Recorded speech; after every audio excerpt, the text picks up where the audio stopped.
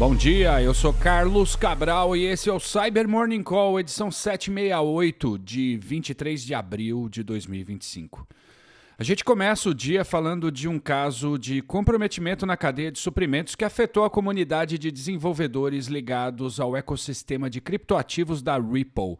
5 versões diferentes da biblioteca JavaScript XRPL.js, distribuída via NPM, foram adulteradas por um adversário que inseriu uma função maliciosa denominada Check Validity of Seed, projetada para capturar e enviar chaves privadas para um servidor controlado pelo atacante. A função maliciosa era acionada durante a criação de novas carteiras, usando as versões comprometidas, o que colocou em risco qualquer usuário que tenha gerado chaves privadas por meio dessas versões adulteradas do pacote XRPL.js.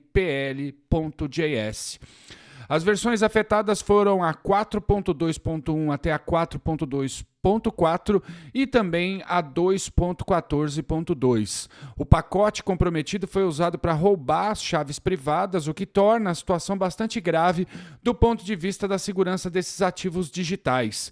É importantíssimo atualizar o XRPL.js para as versões 4.2.5 e a 2.14.3, bem como rotacionar as chaves até então usadas caso seus sistemas estivessem rodando as versões do pacote afetadas pelo ataque.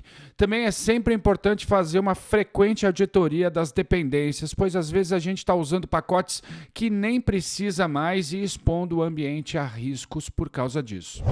E cybercriminosos chineses estão usando uma ferramenta chamada ZNFC para conduzir fraudes em pagamentos por aproximação. A empresa de segurança ReSecurity apontou que as quadrilhas têm utilizado essa ferramenta para abusar de pagamentos via NFC, em especial contra clientes do Google Wallet e da Apple Wallet. Esses ataques têm como alvo tanto terminais de ponto de venda, os POS, quanto aparelhos Android configurados como terminais de pagamento, usando os chamados soft POS. Para isso, os cybercriminosos usam aplicativos e hardware que permite capturar os dados de cartões com tecnologias por aproximação, como o NFC Gate, ferramenta de código aberto para Android que intercepta e manipula comunicações NFC, e o Track2 NFC, utilitário para codificar dados da trilha 2 de cartões em chips NFC, clonando os cartões. O foco está em transacionar com cartões clonados ou comprometidos de forma rápida, explorando os limites de pagamento sem verificação do portador. A ferramenta ZNFC tem sido vendida em grupos no Telegram e se apresenta como uma evolução das técnicas de Ghost Tap, onde os criminosos simulam interações com os leitores de cartão para realizar transferências fraudulentas. E a Volexity documentou uma nova campanha de phishing realizada por grupos de ameaça russos que têm abusado do workflow de autenticação do Microsoft 365 para obter códigos de autorização de usuários. Os alvos são organizações envolvidas com temas de direitos humanos e assuntos ligados à Ucrânia, e a tática envolve engajar as vítimas através de mensagens em aplicativos como Signal e o WhatsApp, fazendo-as clicar em links que retornam códigos de autorização da Microsoft. Uma vez de posse desses códigos, os atacantes conseguem gerar tokens que garantem acesso aos e-mails e demais dados associados à conta da vítima. Um dos grupos envolvidos foi identificado como UTA0352 e a campanha tem usado recursos, melhor dizendo, como páginas falsas baseadas em serviços da Microsoft e redirecionamentos via VS Code para tornar a abordagem mais crível.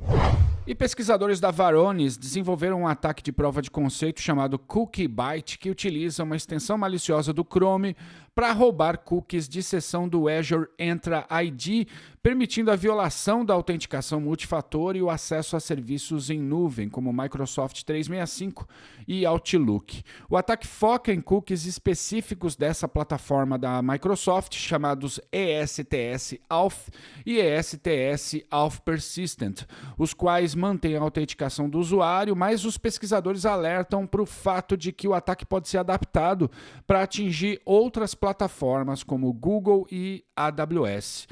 Após a coleta dos cookies, os atacantes podem injetá-los em suas próprias sessões de navegador, contornando a autenticação multifator e possibilitando o acesso a informações sensíveis. Os pesquisadores recomendam a implementação de políticas de acesso condicional e a limitação de extensões do Chrome para mitigar esses riscos. E a Tenable identificou uma vulnerabilidade de escalação de privilégios apelidada de Confused Composer no Google Cloud Platform. A falha permitia aos usuários com permissão para atualizar ambientes do Cloud Composer a elevar seus privilégios ao serviço de conta padrão do Cloud Build. Essa falha ocorria quando um pacote PyPI malicioso era injetado na configuração do Composer, permitindo que atacantes executassem código arbitrário durante o processo de instalação do pacote. A correção foi implementada para que o Composer utilizasse uma conta de serviço menos privilegiada e melhorias adicionais na documentação de segurança do GCP também foram realizadas. E a gente fecha com 2 notinhas sobre outros assuntos relevantes de ontem. A Fortinet identificou uma campanha de phishing que distribuiu uma nova variante do malware Formbook por meio de um documento malicioso do Word que explora a vulnerabilidade CVE 2017-11882. Pois é, 2017. E a Kaspersky documentou uma campanha em que um backdoor disfarçado de atualizações de software de redes tem afetado grandes organizações na Rússia, incluindo os setores governamentais e financeiros. Destaque aqui para o fato de que a ameaça está sendo disseminada por meio de arquivos no formato LZH. Mais uma extensão aí para a gente monitorar. E é isso por hoje. Obrigado por ouvirem o Cyber Morning Call e tenham um bom dia. Você ouviu o Cyber Morning Call, o podcast de cibersegurança da Tempest. Nos siga em seu tocador de podcast para ter acesso a um novo episódio a cada dia. E para saber mais sobre a Tempest, nos siga no Instagram, Twitter e LinkedIn ou acesse www.tempest.com.br.